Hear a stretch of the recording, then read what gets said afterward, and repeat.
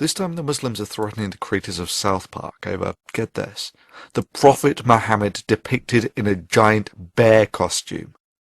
Sure, South Park depicted Mohammed back in 2001 without incident. Then about 4 years later on came the Danish cartoon incident, where the Islamic nations decided that their Dark Age laws about anyone who draws the Prophet Mohammed should be put to death should be enforced on the rest of the world, and in the ensuing tantrum over 100 people died worldwide. Over 100 people died because of that. And now, seeing as South Park recently depicted Mohammed in disguise as a giant bear, they decided to oh so generously warn the creators of South Park that they will end up like Theo Van Gogh. You know, the unarmed guy who was cycling to work before he was shot 8 times, then stabbed and then had his head cut off, simply because he made a film critical of Islam. Bravo on a prime example of why your religion has no place in the first world. You see, all that barbaric stuff in the Quran about cutting off arms, legs, tongues, heads and so on, Sharia law you call it. You know, all that stuff that you actually enforce in the Middle East about stonings and whatnot. There's similar stuff in the Bible, you know, utterly destroy those who don't buy into the religion and stone disobedient children and whatever. However, ultimately, after 1,500 years of acting very much as you do now, it was convinced in the Enlightenment that that really wasn't the way forwards. Mankind moved forward out of the age of religion and into the broad sunlit uplands of the age of reason and the first world, and it's never looked back since. I mean, let me make this absolutely clear. The computer that you're sitting in front of, watching this video on, is a symphony of the fruit of scientific naturalism. You want to live in the first world? You want to live in the age of reason and taste its sweetmeats? That's really not a problem. But like every other religion, you can check your Iron Age baggage at the door, or else go back to the Dark Ages and live in that time warp called the Middle East, where the only glimmers of lights that permeate that dark, dingy human backwater is what spills over from your enlightened neighbours who have not shackled their minds to ignorance.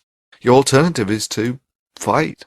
The only way the nation that has lived in the Dark Ages for 800 years can, by terrorism. We're commanded to terrorize the disbelievers. And this is a religion, like I said. We're commanded to terrorize the disbelievers? The Quran says very clearly in the Arabic language, Torhibuna. This means terrorize them. It's a command from Allah. You know, like that Van Gogh guy you killed. Yeah, stabbing and shooting an unarmed man. Yeah, that's a showcase of the virtues of Islam. Such divine inspired courage. After all, there's no better way of showing that yours is the religion of peace and enlightenment than by shooting and stabbing an unarmed man, and then threatening others with the same fate. And yet, of course, the criticism of the moderate Muslims was conspicuous only by its absence, and that really does speak volumes of their attitude to these acts. However, the Enlightenment did not just raise the standard of living. It did more than deliver us clean water, the eradication of smallpox and the PlayStation. The rift between the prowess of the First World and the advanced warriors of Islam on the battlefield can be put in no lesser terms than the contrast between ants and gods. Those of us who have lived in the age of reason understand that with great power comes great responsibility, and that the power of the age of reason must never be allowed to fall into the hands of those from the age of religion. For there is no doubt in my mind that if such power were delivered into the primitive hands of a theocracy, that genocide of the infidel and doing Allah's work would be synonymous terms. But let's say that all your box cutters and shooting and stabbing unarmed filmmakers, you managed to actually threaten the enlightened world. And I mean threatened beyond crashing a few airliners.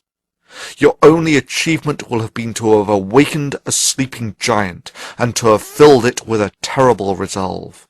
If you're going to pray to Allah for anything, beg him that you never meet the giant in such a mood.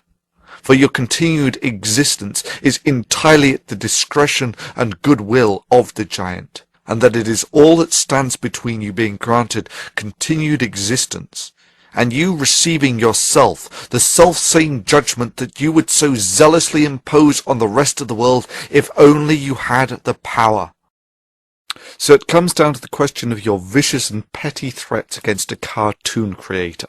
That is, your attempt to limit free speech through intimidation. Well, I cannot speak for them, but I can speak for myself, and to those who live in the age of religion I say this. This is the blasphemy that you find so offensive. This is the Prophet Muhammad depicted as a squirrel in slow motion. I did this.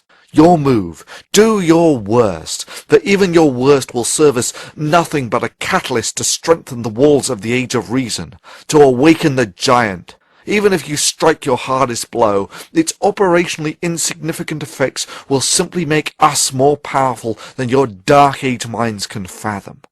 All you can do is set these words to resonate down the halls of eternity.